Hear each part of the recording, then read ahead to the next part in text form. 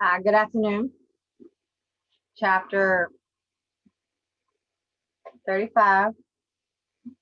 This is chapter 35, Gepetto in Strange Quarters.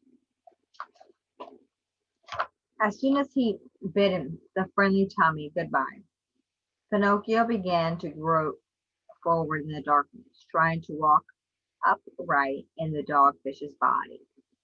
He went on a step at a time in the direction of the little light, which shone so far away.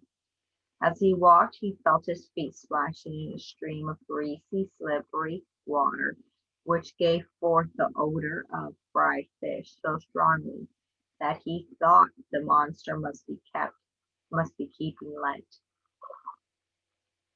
The further he went, the brighter grew the light. At last, step by step, he reached it. And what do you suppose he found? You couldn't guess in 1,000 times. He found a table ready set and lighted by a candle stuck in a green glass bottle. And seated at the table was a little old man with a white beard, who was trying to make a meal out of some frisky minnows. On seeing this old man, Pinocchio was almost overcome with joy. He wanted to laugh, he wanted to cry, he wanted to call on him all at once. He, but instead, he made a confused choke up sound in his throat. At last came a great cry of joy, and rushing to the old man, he threw his arms around his neck, sobbing out, "Oh, father, father!"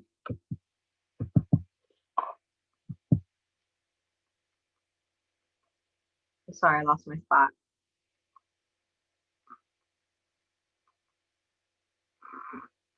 "Oh, father, father, have I found you at last? I shall never leave you again. Never, never, never." "Do my eyes tell me the truth?" exclaimed the old man. "Or is it really my dear Pinocchio?" "It is. It is no one else, and you have already forgiven me, really, haven't you? Oh, father, how could you are? And to think that I have been so bad.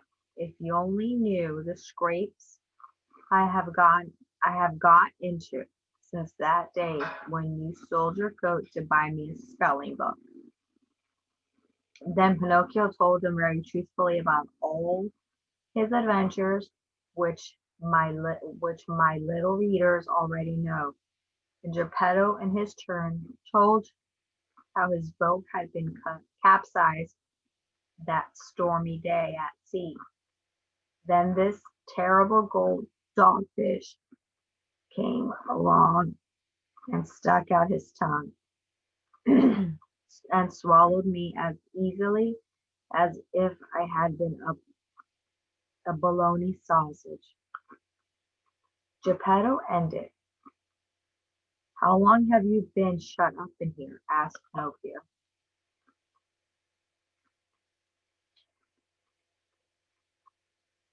"Almost 2 years." "2 years, my Pinocchio, but they seem like 2 centuries." "But how have you managed to live? Where did you get your candles and your matches?" "I'll tell you all about it. You must know that the same storm which wrecked my boat also swamped a trading ship. The sailors all saved themselves, but the ship sank to the bottom, where this greedy dogfish swallowed the whole thing." "What? You don't mean to say that he swallowed it at one mouthful?" said Pinocchio in astonishment. "Yes, at one mouthful. Only he did not fancy the main mass, which got wedged between his teeth like a toothpick. Fortunately for me, the ship was loaded not only with preserved meat in tin boxes, but also with biscuit, toasted bread, bottles of wine, dried grapes, cheese, coffee, sugar, candles, and matches. With all this godsend, I have managed to live for 2 years." but today I am at the end of my resources. There is nothing left of my store of food, and this candle, which you see, is the last of the stock. And after it is gone, we shall be in the dark, my boy. Then there's no time to lose, father, said Pinocchio. We must flee at once. Flee? Where?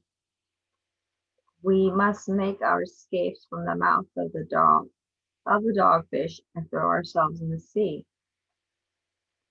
You have a good idea, my dear Pinocchio, but I do not know how to swim.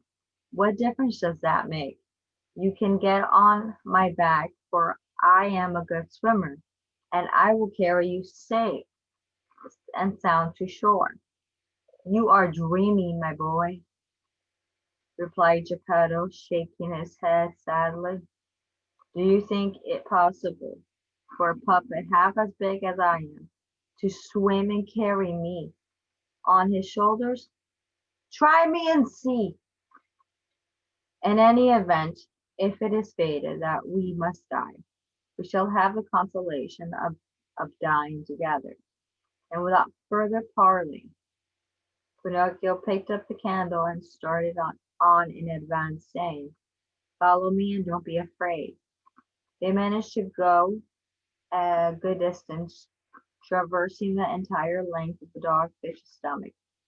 But when they came to the place where the great throat Pinocchio began, they stopped and began to think over the past, to think over the best plan for getting out. Now you must know that the dogfish, being very old, was afflicted with poor lungs and a weak heart, so he had to sleep with his mouth open.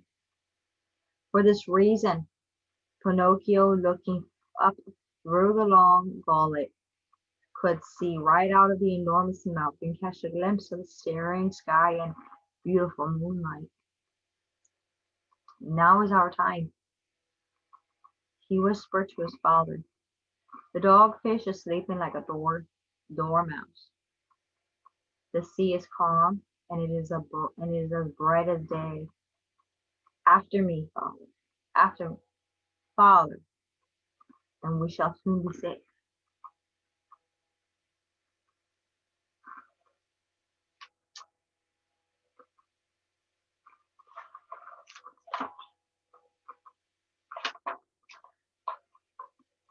So at once they climbed up the gullet of the monster, reached the base of the immense mouth, and began to tiptoe softly over the tongue. A tongue so wide and long that it seemed like the court of a garden.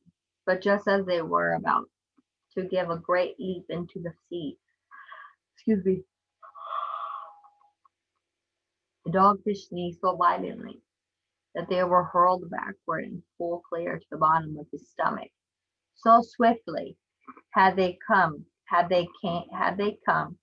that their candle was blown out and they were left in a utter darkness.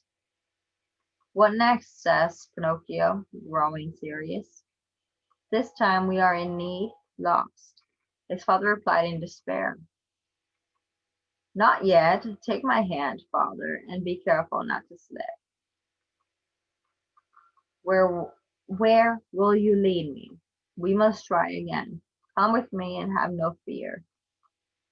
Again they set out, Pinocchio leading Gepetto, and climbed laboriously up the stomach and through the windpipe. Then they went the length of the tongue and climbed over the 3 rows of cruel teeth. Before making a great leap into the sea, the puppet said to his father, Now get up upon my back. Clasp your arms slightly around your neck and leave the rest to me. Geppetto did so. And the brave Pinocchio threw himself boldly into the water and began to swim. The sea was as smooth as oil. The moon shone in all her glory, and the dogfish slumbered so soundly that not even a cannon would have awakened him.